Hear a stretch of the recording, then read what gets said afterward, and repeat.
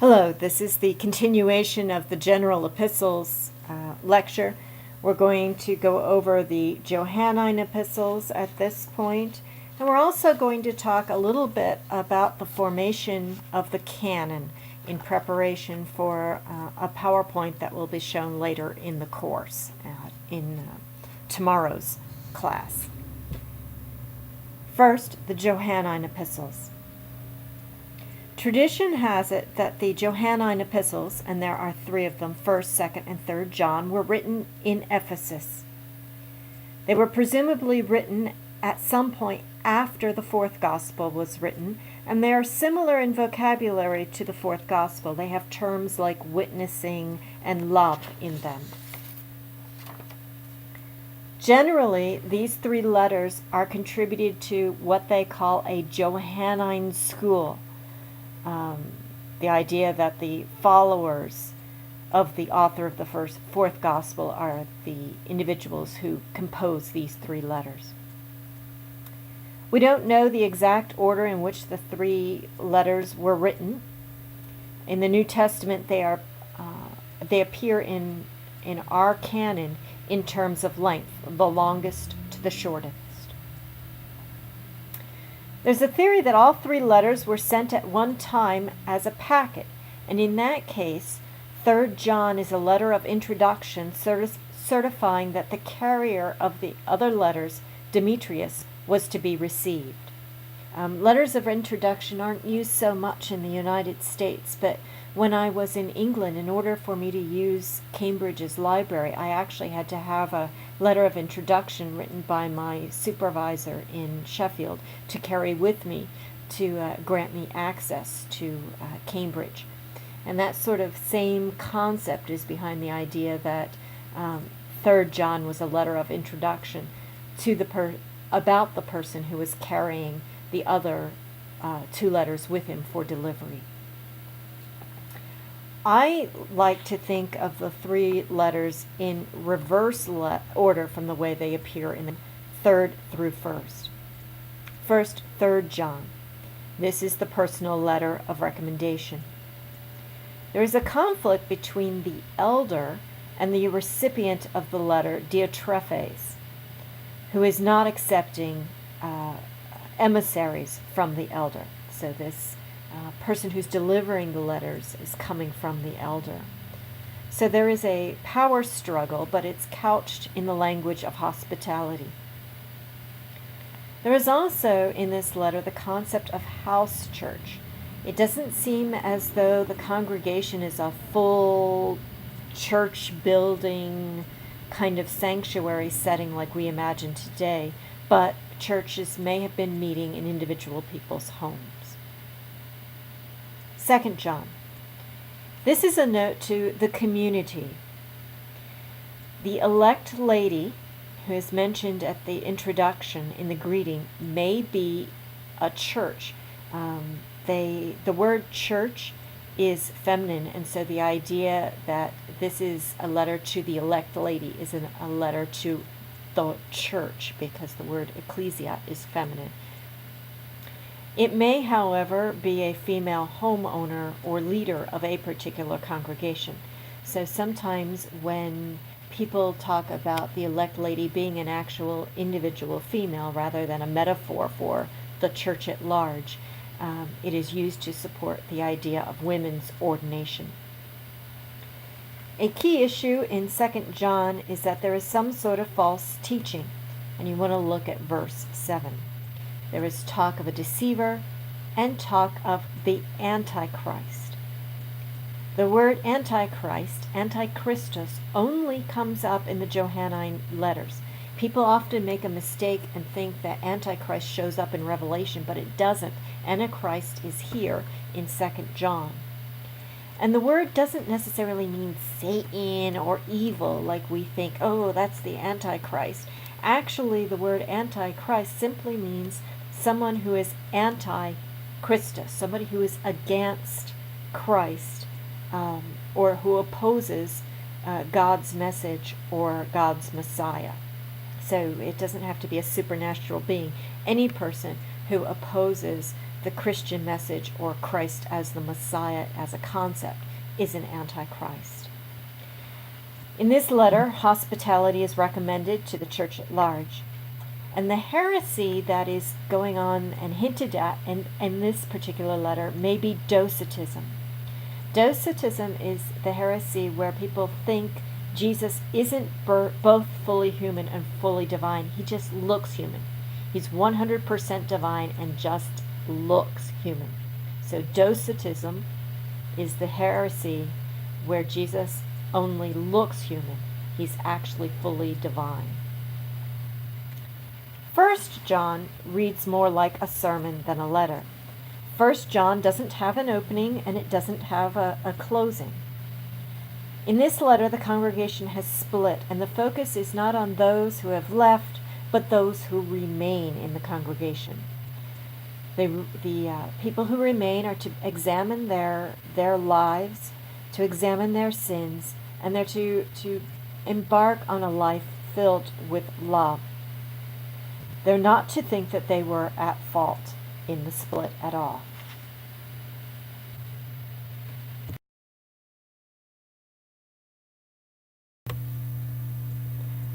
Now we want to turn our attention to the question of canon. Canon means read or measure, and it is that standard against which people were supposed to measure their faith. The word canon itself doesn't mean holy, nor does it mean scripture. A canon is simply that list of books which a denomination or a group of worshipers consider to be holy works. In the early years of Christianity, there was little agreement on what would be included in the canon or list of holy books. Think about it. When Jesus lived, there was no New Testament. He was actually making the history that would eventually become the New Testament canon.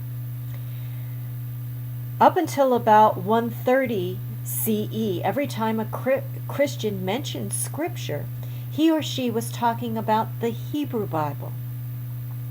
Only gradually over time did the church decide what New Testament documents were to be Scripture. And what the criterion was for what would make it on or make it off, there were actually 4 criteria. First was it popular? Was it being used frequently over and over again? Second,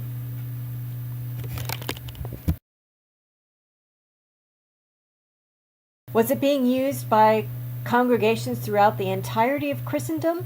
Or was it just being used by 1 or 2 churches locally? How widespread was the usage? 3. Was it linked to a particular disciple or a known Christian? This is one of the reasons why pseudepigrapha starts creeping in, because in order to get the item read, it had to be associated with somebody famous or known in Christianity. 4th, theologically, was it a book favored or known to be used by a group that the main body of Christianity eventually decided was heretical? So, for example, the Gospel of Thomas was kept out of the canon, particularly because it was associated with the Gnostic Church. So, was it popular? Was it being used widely? Was it linked to a particular disciple? And did it have the taint of being associated with a heretical group? The first few lists of Christian scripture were as follows. The writings attributed to Paul were the first writings to be collected as a group. Even the author of 2 Peter, if you look at chapter 3, verses 15 through 16, seemed to know the Pauline letters as a group. The earliest lists of Paul's letters that we have in the writings of the church fathers don't include Hebrews, nor do they include the pastoral epistles. Instead, it was what they called the collection of 10 letters. It was also known as the letters to the 7 churches. There were a couple of letters that went to the same church, and so that's how they had 10 letters, but they were only addressed to 7 churches. Hebrews was not considered to be canon until the 4th century. And the early church fathers frequently argued that Hebrews shouldn't be in the New Testament at all. After lists of Paul's letters, the next group of documents to be listed as canon were the Gospels. They were first seen and collected, though, as history, not as scripture. And that is why it was possible for people to keep editing it and updating the Gospels even long into their existence. It's one of the reasons why there are different endings for the book of Mark, because it is assumed that they weren't scripture. So if they weren't scripture and they weren't holy, you could add to them and you could take away from them. Justin Martyr in 150 CE seems to have known multiple Gospels, but he didn't seem to be aware of the 4th Gospel, the Gospel of John.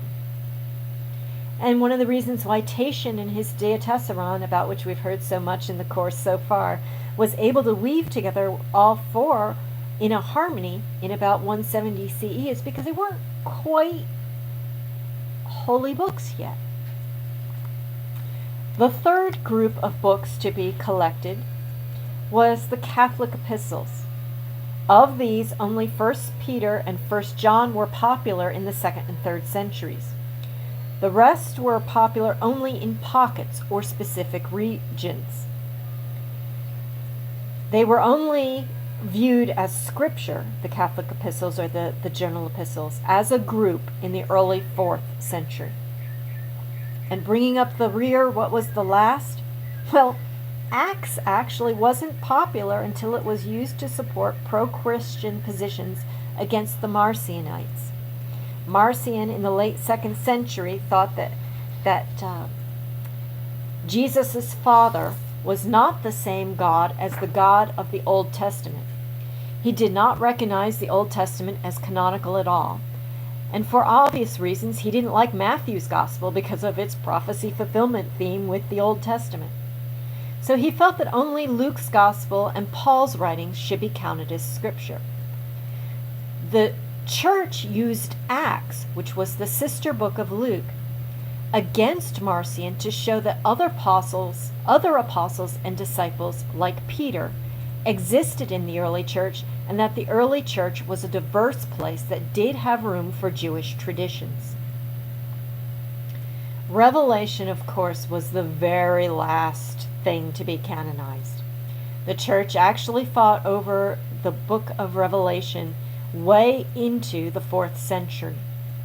It was also used by a heretical group called the Montanists, who wanted to preach about the end of the world. So it actually took about 400 years before the canon we have with all 27 books was finally formed. Thank you.